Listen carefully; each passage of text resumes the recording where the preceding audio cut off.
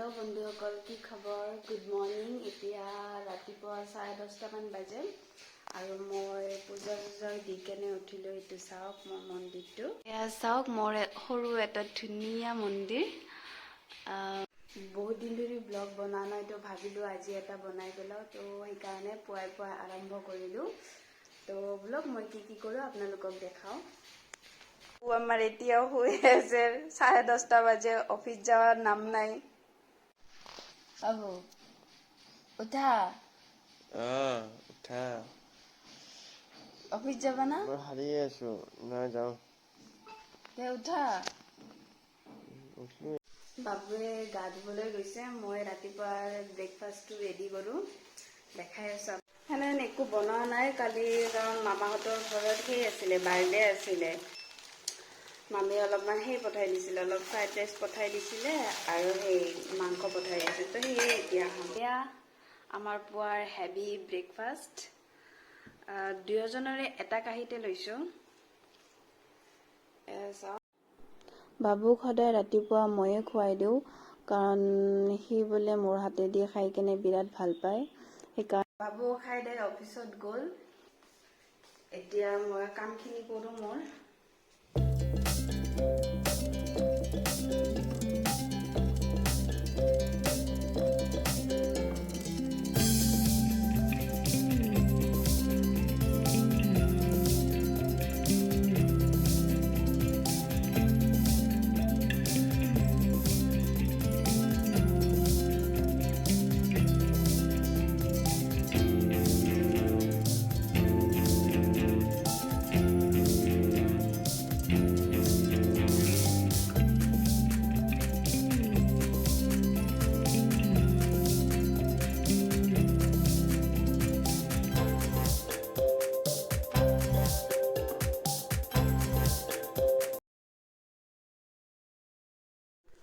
গোটেই কাম শেষ হ'ল পুৱাৰ পৰা ভাতটো ৰান্ধি ললো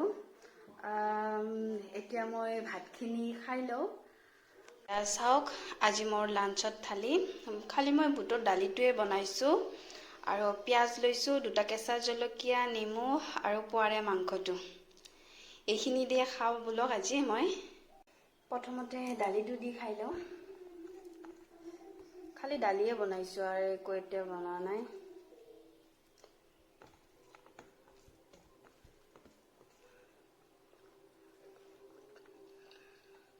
গৰমত দালি আৰু নেমু টেঙাই কিন্তু বহুত ভাল লাগে খাই কেনে অকলে খাই আছো এখেতৰ আহিবলৈ বাবুৰ আহিবলৈ দেৰি হ'ব চাত খাই উঠিয়ে মই একদম গাঁৱত যাবা কাৰণে ৰেডি হৈ গেলো বাবুৱে ফোন কৰি দিছিলে যে গাঁৱত যাব বোলে তো সেইকাৰণে ময়ো ৰেডি হৈ গলো এতিয়া আমি গাঁৱত যাম দেৰিয়ে হৈ গ'ল এনেহেন সময়ত ক'তবা ওলাই যাব মোৰ বহুত ভাল লাগে কাৰণ এতিয়াও সূৰ্যটো ডুব যাব না দেখিবলৈ বহুত ভাল লাগে আকাশটো কি ভাল লাগি আছে এয়া আমি এতিয়া আহি পালো আমাৰ বহুত দেৰি হৈ গ'ল আমাৰ গাঁৱত যোৱা দুটা কাৰণ আছিলে এটা আমাৰ ৰিলেটিভ কাৰোবাৰ সেই হৈছিলে গা বেয়া আছিলে সেই খবৰ ল'বলৈ গৈছিলো আৰু এটা হ'ল ইয়াতে ভাগৱত শুনিবলৈ ইয়াতে 14 দিন ভাগৱত পঢ়ে দিনে ৰাতিয়ে আৰু 14 দিন দিনে ৰাতিয়ে সদায় যিমান মানুহ হয় সবকে ভাত খুৱায় আৰু ইয়াতে বহুত দূৰৰ পৰা মানুহ আহে এই ভাগৱত শুনিবলৈ আৰু ময়ো ইয়াতে প্ৰথমবাৰে আহিছো ইয়াৰ আগতে মই কেতিয়াও অহা নাছিলো এইটোৱে ফাৰ্ষ্ট টাইম আৰু আপোনালোকক মই ভিতৰখিনি দেখাব পৰা নাই কাৰণ মোৰ অলপ লাজ লাগি আছিলে যে গাঁৱৰ মানুহে কি ক'ব কি নক'ব তো সেইকাৰণে মই আপোনালোকক দেখুৱা নাই কিন্তু অহা বছৰ আৰু যেতিয়া হ'ব মই আপোনালোকক নিশ্চয় ভিতৰৰ যিমান যি আছে মই গোটেইখিনি দেখাম কাৰণ এতিয়া মই প্ৰথম ব্লগিং কৰো তো সেইকাৰণে মোৰ সবৰ সন্মুখত বনাব অলপ লাজ লাগে তো সেইকাৰণে এয়া এতিয়া প্ৰসাদো দি দিছে প্ৰসাদত গাজি আৰু বুট আছিলে আন্ধাৰৰ কাৰণে দেখা যোৱা নাই ভালকে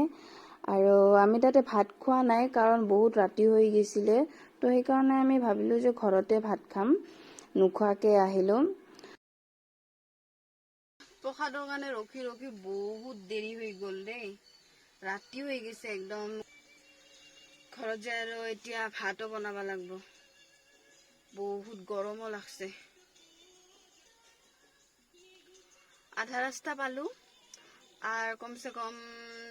20 মিনিট মান লাগব ঘর যাই পাওতে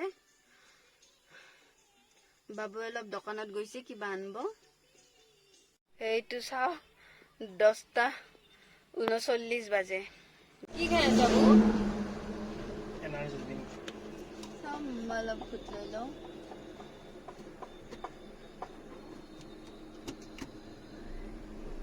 ডিউ মাউন্টেন ডিউ